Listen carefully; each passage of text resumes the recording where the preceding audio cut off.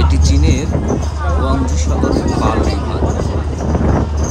আর পাল রিভারে রাতে জাহাজে ভ্রমণ করা অত্যন্ত আনন্দের, মনোমুগ্ধকর এবং একটা অন্যরকম এক অনুভূতির জায়গা। এবারে চীন সফরে আমি এই পাল নদীতে জাহাজ ভ্রমণ করেছিলাম।